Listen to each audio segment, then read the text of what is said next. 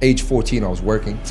I negotiated the salary from the first call over 40K, and I pissed him off, you know. So, Assalamu alaikum, guys. A lot of people have been asking us, right? Can you guys run a podcast? We have a lot of questions. We want to get to the nitty gritty and the truth behind sales and high ticket sales specifically. So myself and Ayub have decided to, come together and really answer those questions to give you guys some gems and give you guys a better insight into the high ticket sales space specifically. Let's get straight into it. Ayub, you ready? Let's go. Let's get started. Let's go. So first question really and truly comes to mind is, what's the difference between low ticket and high ticket sales? Can we understand the difference? Yeah, 100%. Initially, the difference is in price. It's very, very obvious. So normally high ticket, you're selling anything that's normally above $1,000, $2,000, $5,000, $10,000, $20,000. And low ticket normally is anywhere between $1,000 and lower.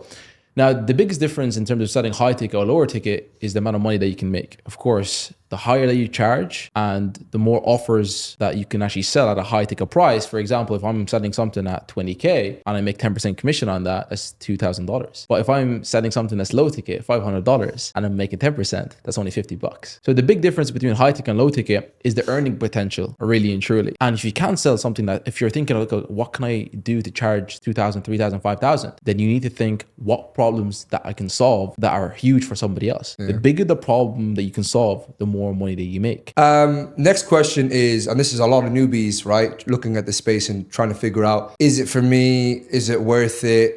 Is there longevity inside this industry? Is it a get rich quick? Is this one of those Forex crypto moves? Yeah. What is high ticket sales in essence of, are there opportunities there, right? So give us an idea, bro, of the facts and the figures of where this industry is going. It's crazy, man, subhanAllah, because a lot of people ask me this, and a lot of people come up to me and say, oh, high ticket sales is this term is getting thrown around as its new Forex thing or new drop shipping as it was in 2014. It's like this new shiny thing that's going around. How far can I go with this industry? How much money can I make? But the stats and figures show, especially when I got into high ticket sales, and this is something that I looked at. And when I looked at it, currently, online education industry, it's worth $240 billion, and it's projected to hit $500 billion by 2030. That shows you that the industry is growing at a fast and rapid rate, meaning there's going to be high demand for sales reps and appointment setters for companies. And we've seen this. There's a huge shift from traditional education. People are going online for the education. People are becoming more remote,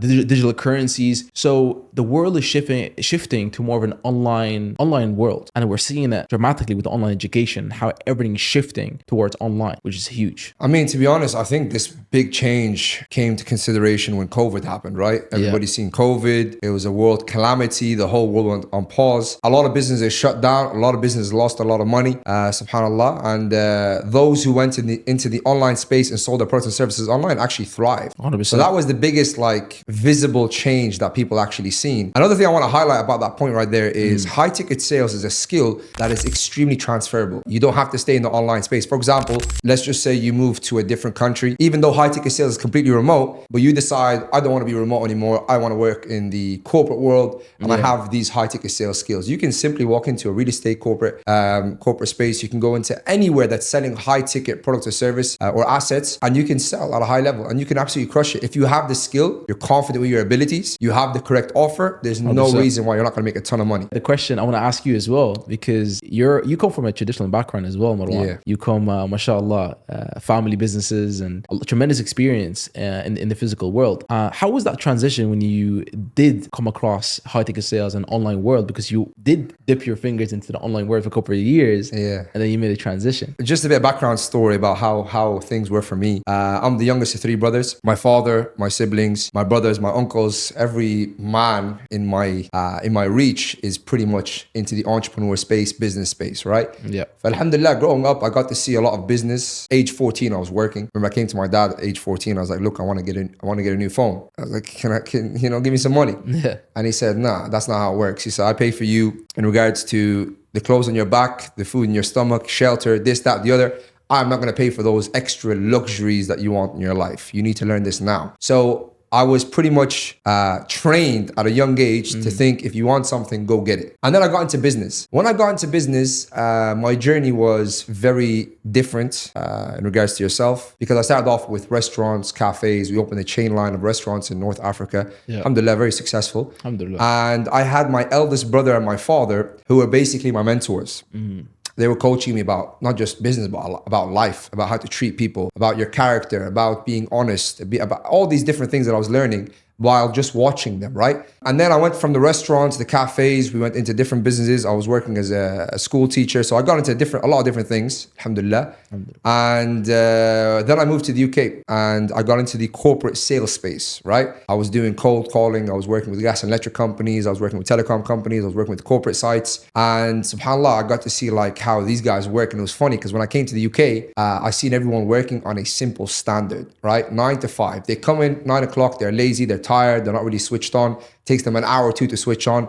5 p.m. on the dot, they're ready to go home and switch their brains off and watch Netflix. So the hunger that I had by being in the business sense, working with my father and my brothers, gave me a different type of hunger and seeking opportunity in a different manner. So I came to the realization very quickly that I stand out in my space. I'm not like everybody else. And it's funny because when I got into the corporate space in sales, I was pretty much hitting my targets before 12 o'clock, right? The target was till 5. I was finishing at 12. And the boss had the thing where he was like, you know, if you hit your targets before 12, you go home. So I was going home pretty much every day at 12 and it pissed him off, you know. So he was like, we need to change the rules. But as I was doing all of this, when I came to the UK, I didn't really have anything at the beginning. I was still flipping cars. I was going into different industries, learning about different things. I was very proactive. And this is something that a lot of people need to understand. It's not just about owning a business and being a business owner. Even if you're an employee, be extremely proactive with every opportunity that you have and manage your time effectively. 100 million % you'll change your situation. 100 million %. But then I got into the online space. I got into the network marketing scene, Forex, crypto. If I can go back to myself now, I would have advised against it. Just because, look, I learned a lot of good skills in that industry in regards to communication, public speaking, articulating myself at a high manner, working with a lot of very, very, wealthy people. But what I would have went back and changed was how long I was in that industry. I was in there for a little bit too long, right? Sometimes you need to know when to pull out of a business or of a role. You need to know when to pull out, move on to the next thing. But with that experience, alhamdulillah, I was able to build a team of over 800 people around the world. And I learned so much about emotional intelligence. And that's what business is. If you can emotionally, connect with people from whatever they are in the world, wherever they are in the world, you can connect with them and you can find a solution to their problem. Sales, bro. That's direct sales right there. But alhamdulillah, I had a good experience with that. And then I remember seeing you in high ticket sales and you were absolutely crushing it, bro. I mean, I remember the times where me and you would go out for dinner and while I'm driving, he's pulling out his laptop. He's like, oh, 1 second, bro, let me just make some money. And I'm like, what are you talking about? What's going on? And he'd be jumping on with clients, with big clients, closing deals, so on and so forth. By the time I get to the restaurant, he's already made, $400 or $500. So I'm just thinking to myself, like, what is this high ticket sales stuff, bro? I need to educate myself. I got into the high ticket sales space, went through the process, studied everything, marked everything off. And I remember calling you and I was like, I need a role today. I remember that. Do you remember that? Yeah. And he was like, all right, let me call you back. Calls me back, lands me a role. I get into the role. I negotiated the salary from the first call and negotiated the commission structure. And then I went in guns blazing, right? Yeah. And it's crazy because that offer, I believe I closed around 10 deals my first week. And how much did you close in the first 3 weeks? Yeah, about over 30, 40K. That's crazy. Yeah, over 40K, I believe, yeah. And that's what, no prior experience in high ticket sales, which shows me the type of person that you are in terms of sales in general. And what's really important there is people can look at high ticket sales and say, oh no, I have to go through a year of studying. And that's not the reality, bro. No. That is not the reality. If you really want something and you are willing to do the work and you are coachable to the process, there's no reason why you can't crush it. But a lot of guys that go into the high ticket sales space or any industry, they go in with an employee mindset. You can't have an employee mindset if you want to win because the 9 to 5 teaches you to switch on and switch off at certain time zones. Yeah. It teaches you to ask permission to leave the office, for example, if you want to go pray. It requests you to inform your manager to go to the bathroom. Things like this, bro.